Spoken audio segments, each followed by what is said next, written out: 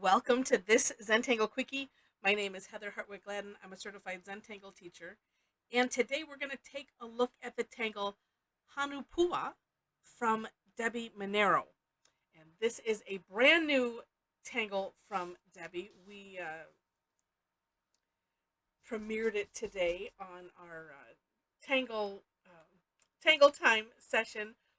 Every Thursday I do two free sessions. We do the same tangle, and on both sessions, I'm in Eastern time in Michigan here, so we do them at 11 a.m. and 7 p.m.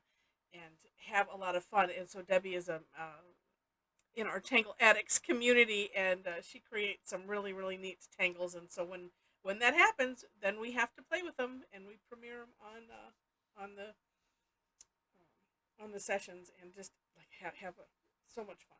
All right, so this one starts off with an orb in the center, and if you want more information on the name, of course, um, oh, in the description section, I will have some information on that.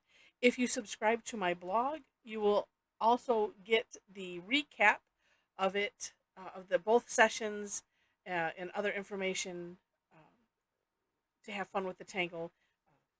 If you subscribe there, and then I'm just looking at this thinking might want to do this on the side. Oh, I'm distracting myself.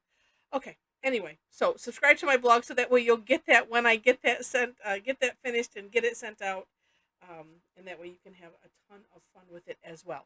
All right. So once you have your orb in the center of wherever you want it to be, then we're going to do.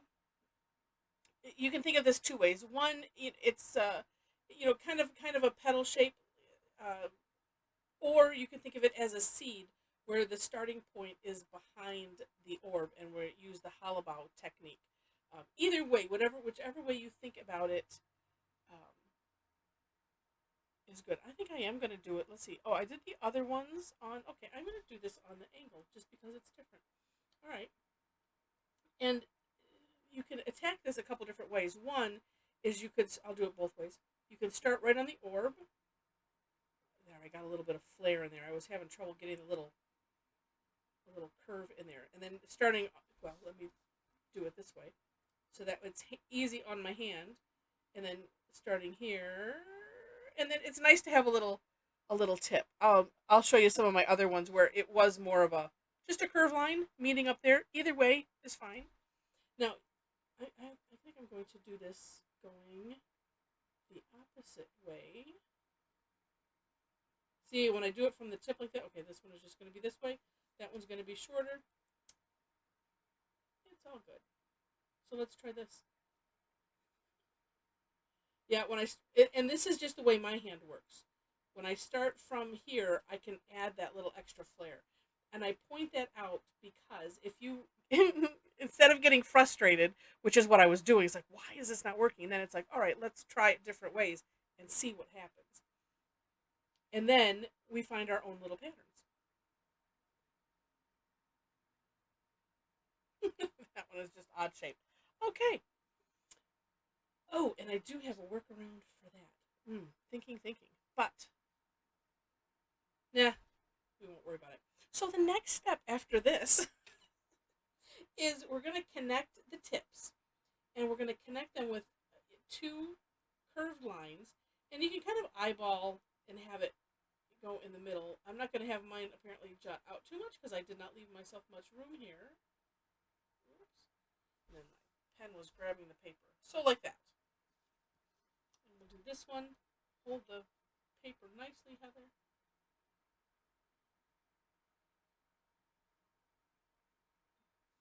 Yeah.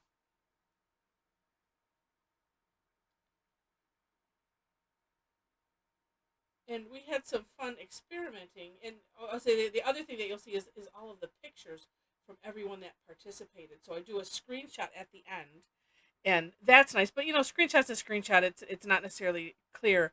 But then I take, pictures that either participants have sent in, to me, or that are on the Facebook community, and I will post those as well so that we can see the nice clear pictures, and get inspired, because that's what it's all about. All right, so once you have this all the way around, we're going to aura it. And if you don't know what it means to aura, it is you pick a distance, and it's kind of like we're, well, I'd say inlining, like outlining, but it's from this side. We're, matching that contour at that certain distance or close to it, and just continuing. You kind of think of it as like a ripple, sort of, too. And so this one, I'm starting it, I'm coming down on this, we'll call it this a petal. I'm starting down just a little ways. I did play with it tonight, coming from the same point. And so you could do either way, up to you. This is kind of neat if you get it where, which I wasn't thinking about it till just now, and I was like, oh, look at how I've lucked out here. And it kind of makes, where they almost look like they line up. Also helps when you come in with that curve a little bit, it makes up for anything that's off a little bit. Because I didn't think about it till just now. Ha! All right, then we can aura on the insides here. And what you'll notice when you look at the description section and see Deb's work on her from her step out is you have options on the decorating. This is kind of the decorating phase where she had some where she didn't do the aura on the inside, and one where she did three. It just depends on how much room you have and what you want to end up doing with it. One thing I was going to mention, this is what I was thinking I could do, is this one that's a little shorter. I could have done the aura on the outside, and I could have, but I wanted to put in uh, these things, and actually that might have made it too. It might have gone just too far, and it wouldn't have worked out the way I wanted it to. So that's always a thought. If you're, if these end up too small, just do the aura on the outside, and then go on. Completely up to you. And then her final step is to essentially, well, like putting a V in here, almost like we're, putting a line in here, like a wide aura, right? And then put a little orb on the ends of those. And this is where it's like, and if you don't have a lot of room, if you just try to put it in the middle, that I'm finding is helpful.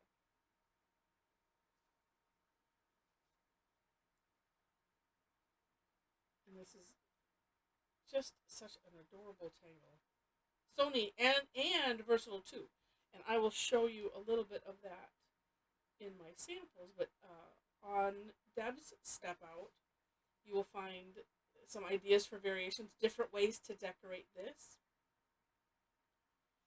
and then how you could use it as a border. She did a half one where it's like if I left out all of this on either side, and that's kind of neat. And then you can connect them. But she's got pictures of that on there.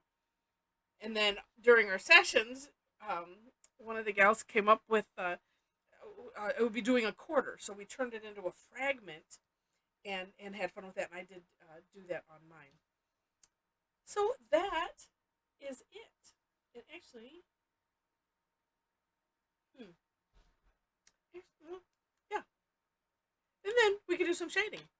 And I'm thinking I'm going to do maybe a little shading a little bit differently, or maybe just shading with a little bit with the pen. Let's see.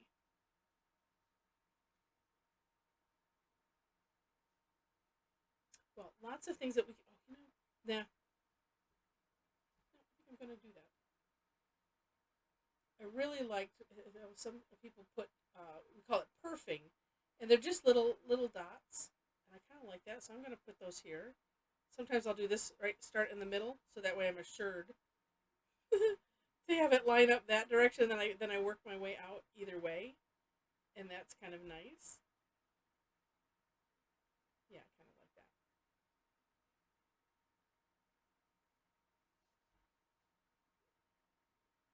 and this is the playing with it phase.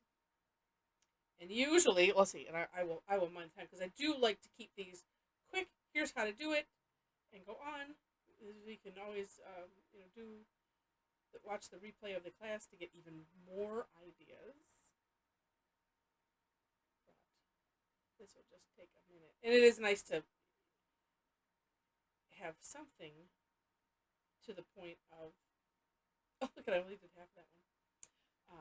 To the point of shading and giving you some ideas on shading.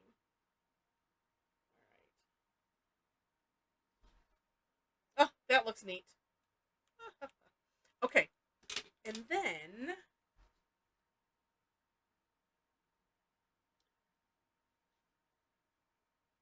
I'm gonna do. Yeah, let's do this, and we'll add some shine. And you can do this with the pen too. I've decided apparently to do it with the graphite. But you could do that with the pen, and just you leave a gap where you want that shine to be.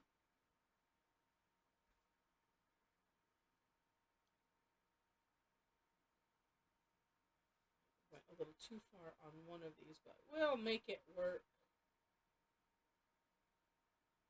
Okay, so let's do that. And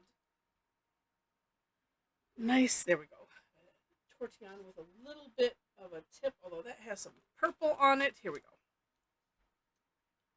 And just smoothing it out up here. This is the one that I had a little bit too much. And I just want to have a nice gradient and have it smooth.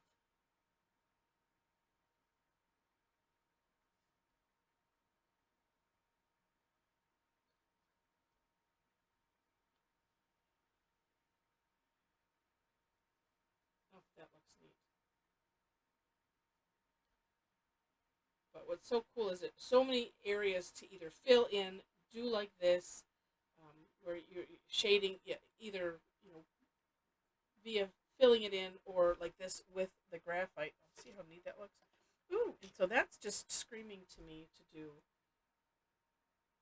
a little line. I'm not going to do a dot because we have lots of dots, but this just kind of adds to it a little bit. And oh, what the heck! Because I've gone in a little bit. I don't know if you can see that. Let's see. Maybe I'll start right here, and I will add my little circle. I don't. Well, can I get a sliver? Maybe I can right here. So this is me. Well, that might work. Similar ideas to what I've done here. If I did it with the pen, I put the orb in there so we'll have the shine, and then the sliver, so it adds the reflection. Oh, that's going to turn out neat. Yes, indeed. Okay, and it just depends on if you have enough room to do that. And so I like to do this. I could always go back and add the white jelly roll afterwards. It's nice to do it this way sometimes because then you're not competing with the black. Oh, I really like how that turned out. Oh, and let's just add this because it was. Oh wait. No, let's do it this way. I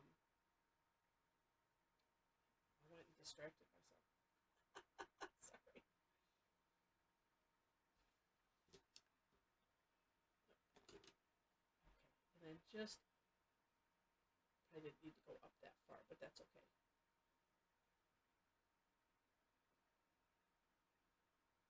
And this is a little different. Oh, that looks neat. A little different than I have done on my samples from today, so that way I can show you some extra ideas for shading and decorating.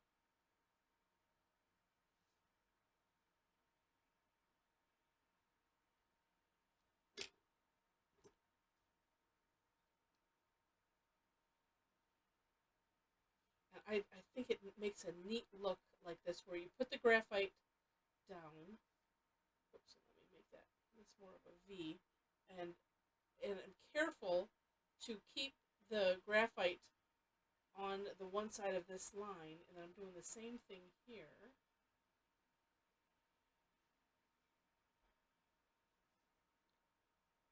it's just one of those things where you just have to be careful, and it helps to put the tip of the tortillon on the line you don't want to cross. That's how I like to look at it.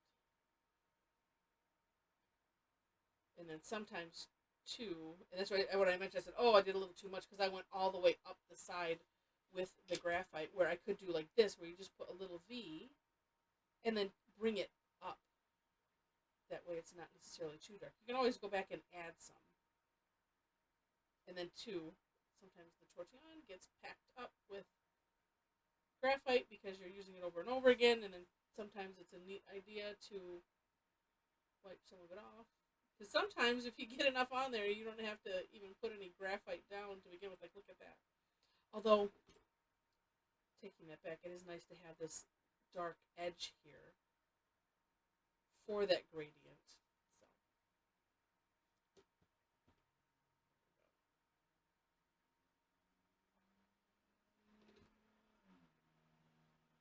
lots of fun.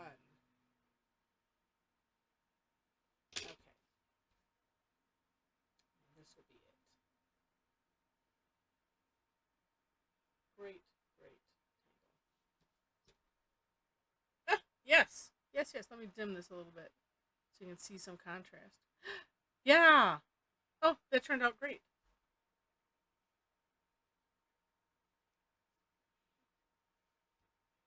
And you might be thinking, well, of course it did. You did. It's like, no, I surprise myself constantly. This is Zentangle is such a neat art form, especially for people like myself who do not have art training, do not consider. Well, I consider myself a Zentangle artist at this point, but it is always just, oh, it's just so neat. All right, so as I mentioned, we had fun today. Here's some samples. This is a ginormous one that I did. Had some fun. Uh, I did some rounding because I needed to course correct, and then added some depth by just thickening one side. And then this one, I put the graphite on the inside. I was inspired by one of Deb's samples, and then I decided to put graphite on the outside. I just did it on the one side, so it kind of makes it pop a little bit.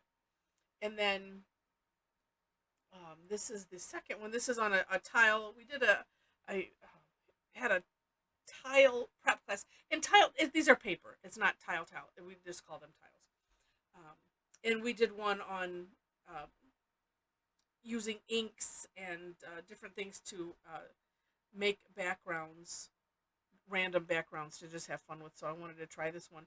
And so this is where I did a quarter.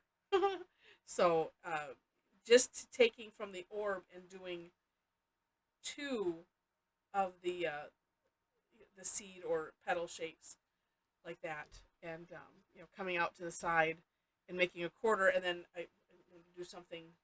Maybe not. No, I'm going to do something. I think just to connect them. I haven't finished thinking about it, but I got it to this point. So it's a really, really neat and versatile tangle. I hope you enjoyed it. If you did, would love to have a thumbs up or a like. If you like it enough to see more, would love to have you be a subscriber to the channel. Also, remember in the description section, and feel free to share it. In the description section, you'll find links to the step outs. Below that, ways to connect with me. Also, a link to our Facebook community. So if you happen to be on Facebook and you like tangling and you want to tangle with, a bunch of fellow Tangle addicts, we would love to have you. And on my website, links to classes and information. Would love to have you join us for one of these live. This is what we do. We pick a tangle and we play with it and have a lot of fun. So I think that's it. Yes. Sign up, for my blog, so that way then you can get the recap if you want it. And with that, thanks so much for watching, and I wish you happy tangling.